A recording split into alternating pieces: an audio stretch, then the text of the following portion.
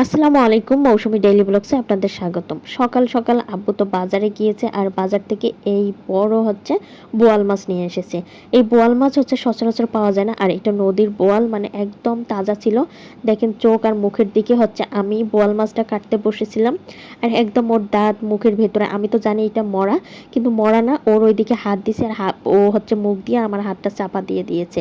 এতটা ব্যথা লাগছে ওর মুখের দিকে, এদিকের যে এগুলোর এত ধার ওর দাঁতগুলোর পরে এটা কোনো রকমে আমি যখন টের পেলাম এটা তাজা আছে, তখন আর ওর দিকে কোনো দিকেই আমি হাত দেইনি।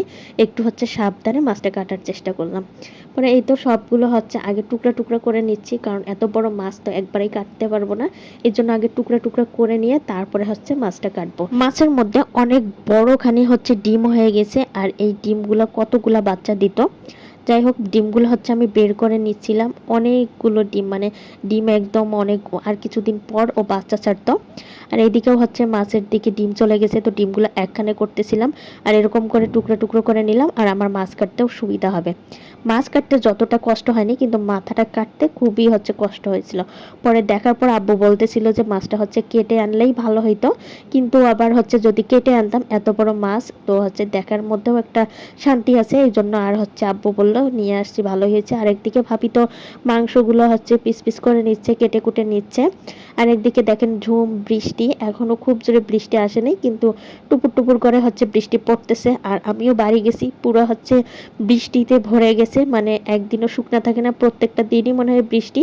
আর এইদিকে দেখেন মাছগুলো ধুয়ে পরিষ্কার করে কিছুটা মাছ নেওয়া হয়েছে, আজকের জন্য রান্না করা হবে। আর কিছুটা মাছ ফ্রিজে রাখা হয়েছে। এতগুলো মাছ তো আর একদিনে খাওয়া যাবে না। এইদিকে মাছের জন্য ভালো করে মশলা কষানো হচ্ছে, আর মশলা কষিয়ে এই কাঁচা কাঁচা মাছ এরকম করে ভালো করে কষিয়ে রান্না কি যে ভালো লাগে। আর এই বোয়াল মাছের ঝোলটাও যে এত মজা হয়েছে, আমি তো একদম মাছ খাওয়া বাদ দিয়ে বোয়াল মাছের ঝোল দিয়েই মনে হচ্ছিল ভাত খাই। আর মাছের থেকে আমার কাছে ঝোলটাই বেশি ভালো লাগছে।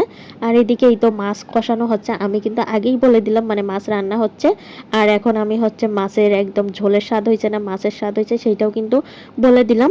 তো যাই হোক, এইদিকে ডিমগুলো কিন্তু আলাদা করে ভালো করে হলুদ লবণ দিয়ে একদম মেখে ভাজা হয়েছে। ভাজার পরে এইখানে তারপর ডিমগুলো দেওয়া হয়েছে। এখন মাছগুলো ভালো করে কিন্তু কষানো হবে, আর বেশি করে নাড়াচাড়া যাবে না, নাড়াচাড়া করলে কিন্তু একদম মাছগুলো ভেঙে যাবে।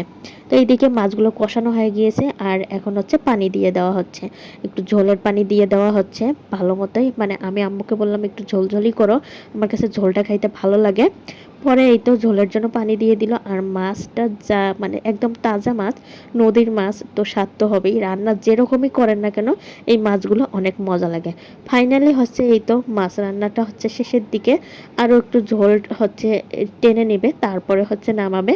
আর এই তো ফাইনালি মাছগুলো একদম নামিয়ে নিচ্ছে একটা একটা করে, মানে একবারে নামাতে পারছে না, মাছগুলো ভেঙে যাবে, তাই একটা একটা করে এরকম করে নামিয়ে নিচ্ছে। আর যেহেতু একবারে তো আর টেবিলে দিবে না, অল্প একটু করে করে দিলেই ভালো। আর এইদিকে এই তো মাছটা যে কি লোভনীয় আর কি ভালো লাগছে। খাওয়া দাওয়ার পর্ব শেষ করে তারপরে তো আমার ভাই যেহেতু মাদ্রাসায় আছে, ওর জন্য খাবার নিয়ে যাইতে হবে। আমার বাবা ওর জন্য খাবার নিছে, এখন আমার ছেলে বলতেছে সেও যাবে। আব্বুই বলতেছিল চলো তোমার মামার কাছে যাই, পরে সে তার বাবাকে ছাড়া যাবে না। কিন্তু বাবা ছেলে দুইজনে চলে যাচ্ছে তার মামার মাদ্রাসায়। সে দেখেন কেমনে মুচকি হাসি দিচ্ছে, আমি ভিডিও করতেছিলাম। তো আজকের মতো এই পর্যন্ত, আল্লাহ হাফেজ।